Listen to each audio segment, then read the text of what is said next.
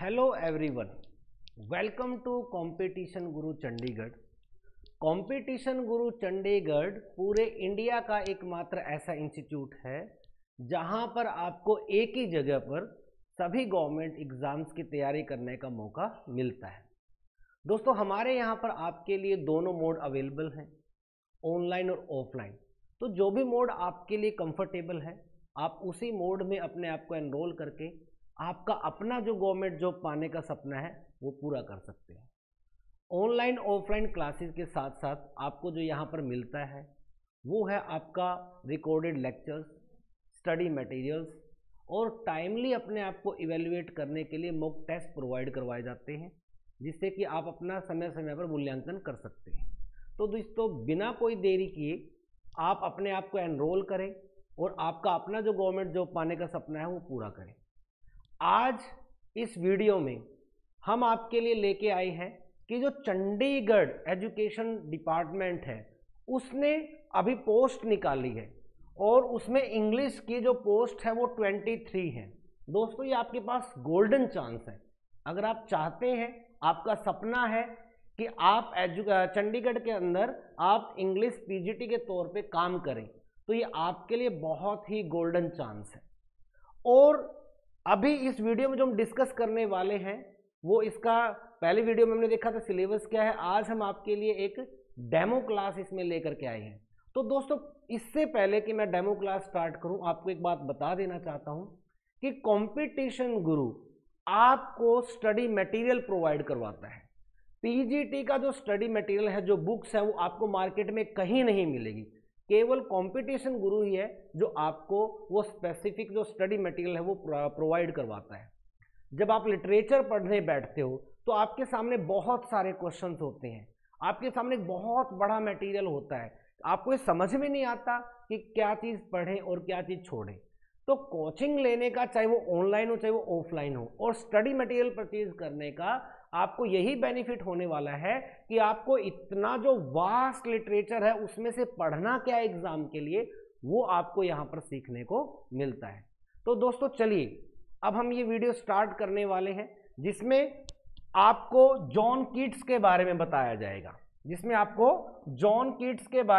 जाएगा, अब John Keats को अगर आप अकेले को पढ़ने बैठोगे तो आपको महीना 2 महीना लग जाएगा।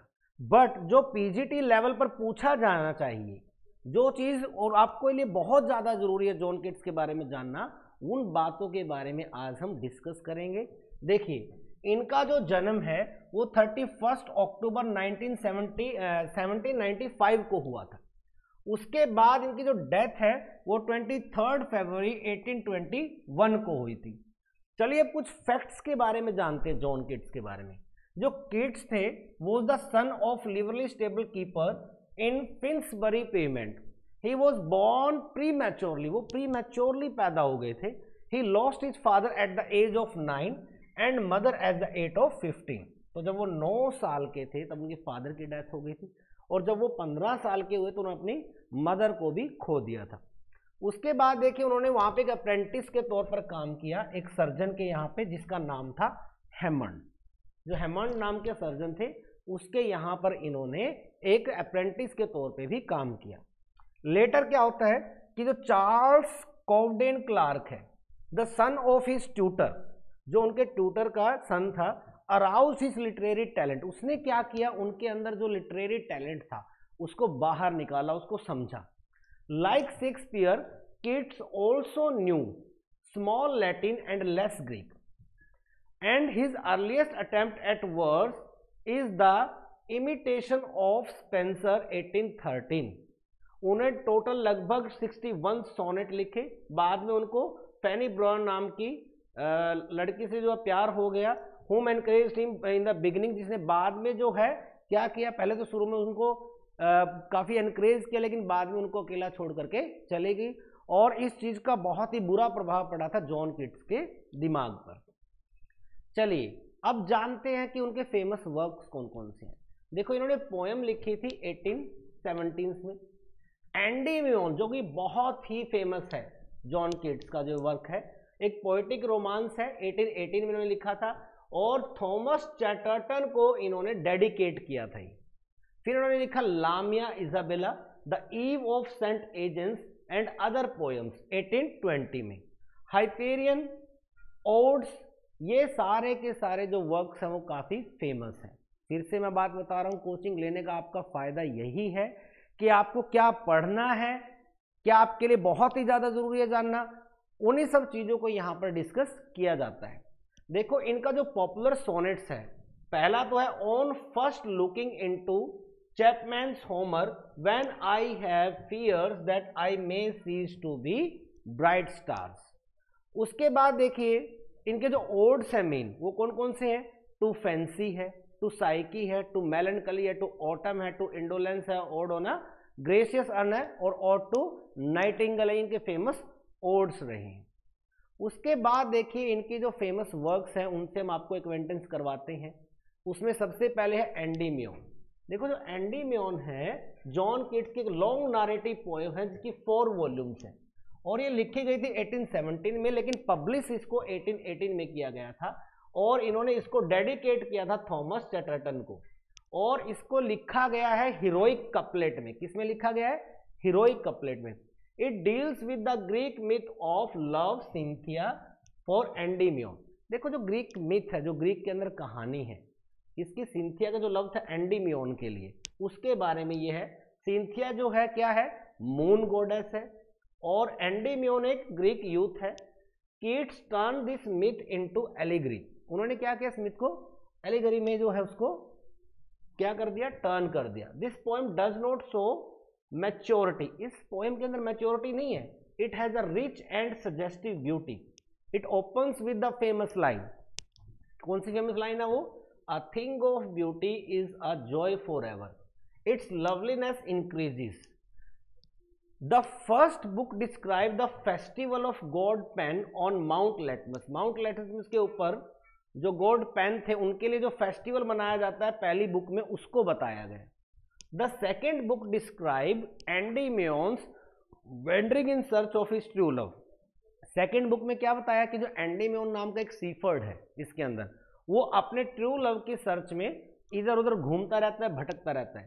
Third book describe the episode of Glaucus and Scylla. तो साइला और जो ग्लोकस थे उनके बीच के बारे, उनके साथ जो एपिसोड था वो थर्ड बुक में बताया गया है। The fourth book describe Endymion's falling in love with an Indian maiden. और फोर्थ बुक में बताया गया कि जो आपका एंडीमियोन है वो एक इंडियन मेडन के प्यार में पड़ जाता है। एंडीमियोन ड्रीम्स ऑफ सिंथिया, उसको सपना आता है सिंथिया का। She appears to be the moon, वो बिल्कुल चांद के जैसे दिख रही थी। द इंडियन मेडन डिसअपियर्स, लेकिन तभी क्या होता है, वो इंडियन मेडन जो वो गायब हो जाती है। He find himself on the mount Latmus, तो अपने आप को कहाँ पर पाता है, माउंट लेटमस पर पाता है। He fails to understand how he can love Cynthia and the Indian maiden at one and the same time. वो कंफ्यूज हो जाता है कि कैसे वो एक ही समय पर इन दोनों से प्यार कर सकता है। The book comes to an end with the identification that Cynthia, the moon and Indian maiden are one. लेकिन बाद में उसको पता चलता है कि जो सिंथिया है और जो इंडियन मेडन है वो तो एक ही है। अब Keats shows the quest of the human soul for the ideal beauty. Endymion is the poet himself, Cynthia stand for ideal beauty.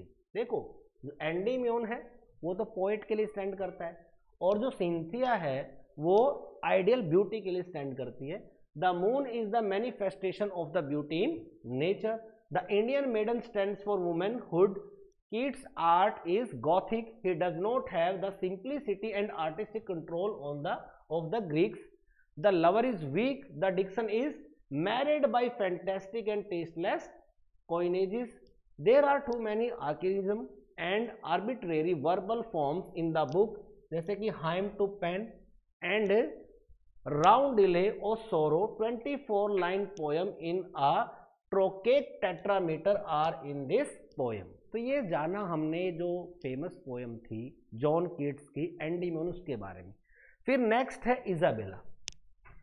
Isabella the plot of Basil is John Keats narrative poem है। ये 1818 में इसको लिखा गया लेकिन publish किया गया 1820 में।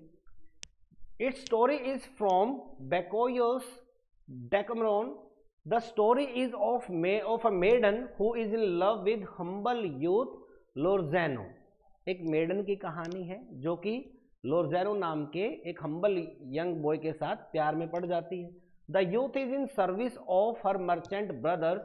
The brothers do not like the match, लेकिन जो उसके भाई हैं वो उसको बिल्कुल पसंद नहीं करते। They murder the youth. The head of the youth is बuried in a pot of basil. The maiden waters the pot with her tears. The poet shows self-control in this poem. The tale is narrated with the economy of words and the poem is in ottava rima. उसके बाद देखिए जो next हम इनका discuss करने वाले हैं, the eve of Saint Agnes. देखो, the eve of Saint Agnes is Keats's best narrative poem. लिखी तो गई थी 1819 में और पब्लिश किया गया था इसे 1820 में। और ये elopement of two romantic lovers, Porphyro and Madeline. देखो, जो दो रोमांटिक कपल थे, प्रोफायरो और मेडेलिन, वो भाग करके उन्होंने शादी कर ली थी। The poem is based on the medieval superstitions related to the eve of Saint Agnes. A young maiden, if she fasts and prays, will have the visions of her absent lover. Madeline keeps fast and prays. She goes to bed. Her lover Porphyro enters her bedroom and elopes with her. अब the poem is known for its sensuousness, its dreamy atmosphere and its medieval coloring. इस चीज के लिए famous है। It has the color of Spenser's Fairy Queen. Fairy Queen का भी जो इसमें कुछ झलक हमें देखने को मिलती है। It is written in Spenserian stanza. Its narration is smooth and full of lifelike. And note my love, my seraph, fair awake, thou art my heaven and thine eremite. उसके बाद नेक्स्ट है जी जो इनकी क्रिएशन है, जिनकी poem है लामिया। ये भी एक नारेटिव पोएम है, 1819 में लिखा गया लेकिन पब्लिश 1820 में हुई। और it is based on Burton's the anatomy of melancholy. जो बर्टन का फेमस क्रिएशन था द एनाटॉमी ऑफ मेलनकली, उसके ऊपर ये बेस्ड है। It is a story of Lycius love for Lamia, a serpent woman. Lycius is a youth of Corinth and he marries her. He gives a bridal feast. Apollonius is philosopher. He comes to this feast. He recognizes Lamia, who requests him to be silent, but he refuses. She vanishes with her belongings. The poet condemns philosophy because it has the power to remove all illusions. उसके बाद do not all charms fly. देखो इसके अंदर लाइनें जो हैं, at the mere touch of the cold philosophy, the poem is a fine work of art और well constructed है. It has kids' own experience in love. Lamia becomes kids' Fanny Brawny. उसके बाद नेक्स्ट जो है इनका ला belle dame sans merci. La belle dame sans merci is Keats's ballad है। ये 1890 में इसको लिखा गया था लेकिन पब्लिश 1820 में हुआ था। और 15th सेंचुरी में एलियन कार्टियर नाम के जो फ्रेंच पोइट थे, वहाँ से जो है इसका टाइटल लिया गया है। और it is about a night, एक राजा की कहानी है जो कि फिरता रहता है ब्यूटीफुल लेडी की तलाश में जो कि फेरी है। He shares with the poet saying that the beautiful lady takes him to her cave where she makes love with him.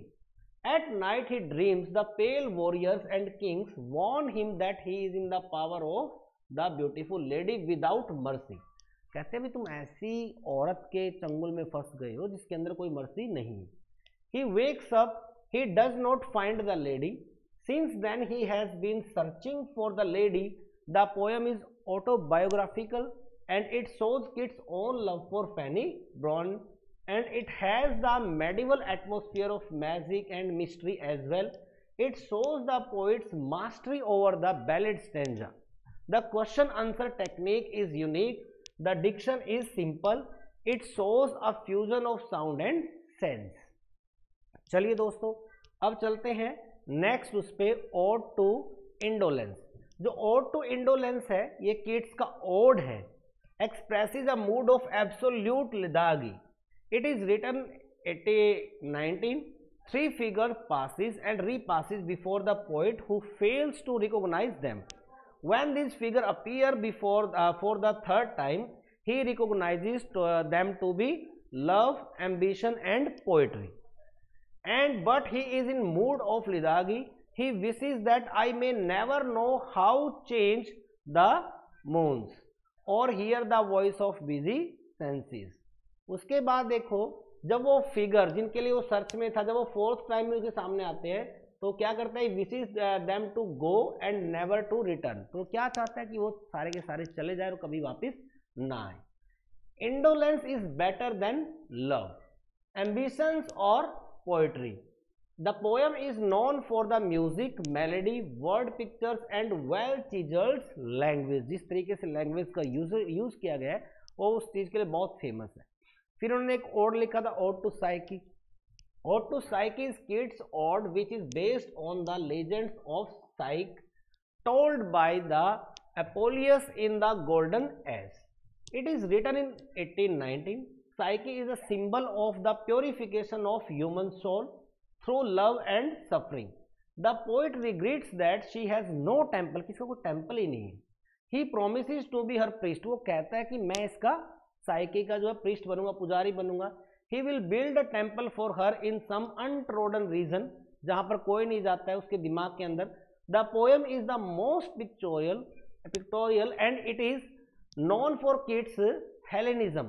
The poem is rich in thought and imagery. The best word painting in this is in these lines. कौन सी line है? Their arms embarrassed and their pinions too, their lips touched but had not bade adieu. Next देखिएगा, next है ode to autumn. Ode to autumn जो है kids का ode है, लिखा गया था 1819 में, लेकिन ये इम्पर्सनल है. It expresses the charms of autumn which is a season of मेलो fruitlessness. Autumn is seen as the season itself. The poet has personified the activities of autumn in woman's shape.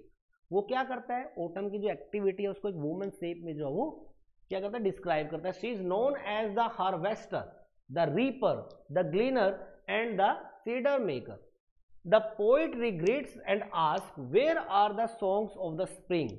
The next moment he realizes his mistake and replies that the autumn has its own music. ये autumn का भी अपना खुद का music है. He mentions the singing of the Hell's crickets, the whistling of the redbreast and the twittering of the swallows, and the poem presents an atmosphere of serenity, tranquility and contentment. उसके बाद आते हैं इनका Ode to Melancholy. Ode to Melancholy is Keats' ode, was written in 1819. It is influenced by the Burton's Anatomy of Melancholy. The poet is in melancholic mood. Beauty is the eternal source of melancholy. True melancholy is not in the ugly things of life. It is not in death but in everything which is beautiful and joyful. तो थोड़ा सा melancholy के लिए उनका यहाँ पर different perspective था, उसी को इन्होंने इसमें बताया है. जैसे क्या लिखते हैं, She dwells with beauty, beauty that must die, and joy whose hand is ever at his lips bidding adieu. The poet loves, he knows the deep anguish of love, hence this ode is a rich expression of Keats, his expression of life. Next आता है ode to a gracious urn. Ode to a gracious urn is Keats' ode, लिखा गया था 1819 में. The poet takes inspiration partly from a marble urn belonging to Lord Holland, but it is also certain that Keats also thinks of Greek sculpture in journal. He sees the gracious urn and thinks that the urn is wedded to the quietness. The urn tells the story of Greek life in the past through the pictures which are carved on it. The poet wishes to know these pictures. The poet asks the carved musician to continue their music and fill his soul with silent melody. क्या कहता है वो, कि वो अपना music बजाते रहे और उसकी जो आत्मा है उसको साइलेंट मेलोडी से भर दें. The lover who is trying to kiss his beloved will never be able to kiss her. The lover and the beloved will always be young. वो हमेशा young रहेंगे. Art has immortalized beauty. Human life is finite while art is infinite. तो human life को art से compare कर रहा है कि ये finite है और वो infinite है. उसके बाद क्या कहते हैं वो, the poet gives a message when he says, क्या कहता है, beauty is truth, truth beauty, that is all you know on earth and all you need to know. देखिए ऐसे जो फेमस कोट्स हैं आपको बताए जाते हैं जिनके बारे में एग्जाम में क्वेश्चन पूछा जा सकता है। ओड टू नाइटिंगेल, ये भी कीट्स का ओड है, ये भी 1819 में लिखा गया था। और the poet Keats stays with his friend Brown at Wentworth Place Hampstead, he hears the song of a nightingale and gets inspiration. He sits under a plum tree. After 2 or 3 hours, he returns with this ode in his hand. Hence, this ode is spontaneous expression of Keats' joy in the song. उसके बाद ये क्या बताते हैं, when he hears the song, his heart aches due to excess of joy. He wishes for a draught of wine so that he may escape into the beautiful world of the nightingale. Then he rejects the idea. फिर बाद में क्या करता है, उस idea को reject कर देता है. He likes to fly on the viewless wings of poesy. He feels that if death comes to him, he will die while listening to the song of nightingale. कहता है अगर मौत आ भी जाए तो तब आए जब वो नाइटिंगेल का वो सॉन्ग सुन रहा हो. उसके बाद he knows that the same song must have been heard by Ruth, emperor clown and in fairyland forlorn. The word forlorn reminds him of the loneliness. वो उसके अकेलेपन को उसको याद करवाता है. ही कम्स टू रियलिटी, वो बाद में वापस रियलिटी में आता है. Any attempt to escape is futile, क्योंकि उसको पता है कि यहाँ से बच के निकलने का कोई भी प्रयास करना जो है वो फ्यूटाइल है. देखो फिर वो भागे इन लाइनों में क्या कहता है, Was it a vision or a waking dream? Fled is the music, do I wake or sleep? This ode is personal. Keats wrote it soon after the tragic death of his brother Tom. There is a note of melancholy in the poem. इसके अंदर एक note भी है melancholy के लिए. The weariness, the fever and the fret. Here where men sit and hear each other groan. The poem demonstrates Keats' sensuous. It is known for the beautiful word pictures. The song of the bird is immortal. अब देखो इनका एक और जो वो थे sonnet था, on first looking into Chapman's Homer. इसमें क्या कहता है, on first looking into Chapman's Homer is Keats sonnet. It is written after the pattern of Petrarchan sonnet. It consist of octave और 8 lines and sestet of 6 lines. देखो जो Petrarchan sonnet है उसके it is a poem of 14 lines. One is octave and the other one is sestet. Octave is a poem of stanza of 8 lines and sestet is a stanza of 6 lines. उसके बाद क्या होता है next कि he composes this poem soon after he finishes reading the works of Homer with his friend Cowden Clarke in October 1816. In this poem, the poet expresses his joy on reading Chapman's translation of Homer. He feels surprised, and this surprise is like that of an astronomer who finds a new planet or star. तो क्या कहता है, ये उसके लिए ऐसे था जैसे कि किसी एस्ट्रोनॉमर को कोई नया प्लांट मिल जाए, वैसा उसके लिए रहने वाला था. उसके बाद देखो नेक्स्ट क्या है बेटा जी, नेक्स्ट है आपका it contains 3 quatrains, 4 lines and 1 couplet. The rhyming scheme is A B A B C D C D E F E F G G. The inspiration is Fanny Brown, though some critics believe that it is Isabella Jones. Beauty of nature is beautifully presented. Beauty of nature and beauty of love are balanced. तो ये था दोस्तों John Keats के बारे में जो जरूरी बातें आपसे एग्जाम में पूछी जा सकती हैं उनका अभी हमने जिक्र किया है. उम्मीद करते हैं यह वीडियो आपको बहुत पसंद आई होगी. दोस्तों बाद में एक बार फिर से आपको बता देना चाहता हूं कि अगर आप चंडीगढ़ एजुकेशन बोर्ड का ये जो पीजीटी की वैकेंसी निकली है और इसमें इंग्लिश की पोस्ट सबसे ज़्यादा निकली है, तो अगर आपका सपना है कि चंडीगढ़ के अंदर आप पीजीटी इंग्लिश के रूप में टीचर के रूप में काम करें, तो ये आपके लिए गोल्डन अपॉर्चुनिटी है. तो बिना कोई देरी किए हमारे यहाँ पर आपके लिए ऑनलाइन और ऑफलाइन दोनों मोड अवेलेबल है. तो जो भी मोड आपके लिए कंफर्टेबल हो आप उसमें अपने आप को एनरोल कीजिए और आपका अपना जो गवर्नमेंट जॉब पाने का सपना है वो पूरा कीजिए. दोस्तों मेन बात है स्टडी मटेरियल की.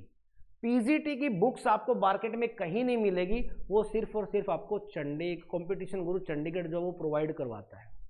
इसके साथ साथ दोस्तों आपको यहाँ पर रिकॉर्डेड लेक्चर्स मिलते हैं और आपको अपने आप को टाइमली इवेल्युएट करने के लिए मिलते हैं मॉक टेस्ट। तो देर किस बात की है, बिना कोई देरी किए अपने आप को एनरोल कीजिए, whether it is online whether it is offline, और आपका अपना जो गवर्नमेंट जॉब पाने का सपना है उसको पूरा कीजिए। आज के लिए इतना ही, मिलते हैं किसी और नई वीडियो के साथ। Till then goodbye, have a nice time.